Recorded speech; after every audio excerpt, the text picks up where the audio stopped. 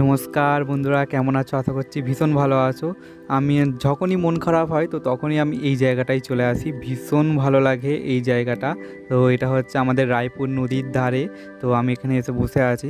তো আমি এখানে এসে আরেকটা জিনিস দেখলাম, খুব মিসও করলাম জায়গাটাকে। এর আগে দেখেছিলাম একটা সাইডের দিকে খুব সুন্দর একটা জায়গা করা ছিল বসার মতো, তো সেইটা নদীতে ভেঙে পড়ে গেছে। আর আজকে দেখো নদীটা কি সুন্দর লাগছে, তো খুব ভালো লাগছে। সূর্যটা হালকা হালকা ডুববে ডুববে ভাব। আর নদীর মধ্যে খুব সুন্দর তো শান্তই আছে নদীটা, কোনো ঢেউ নেই, কিন্তু নদী এরকম শান্ত থাকলে ভালো লাগে না, ঢেউ হলে তবেই ভালো লাগে।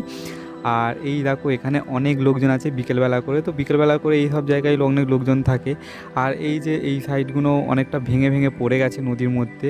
আর আমি যে এই যে বট গাছের দিকে দেখতে পাচ্ছ, তো ওখানেই হচ্ছে বসার জায়গাটা ছিল, তো ভেঙে পুরো নদীর দিকে চলে গেছে। তো খুব মিস করছি, কারণ ওখানে বসে থাকতে ভীষণ ভালো লাগতো।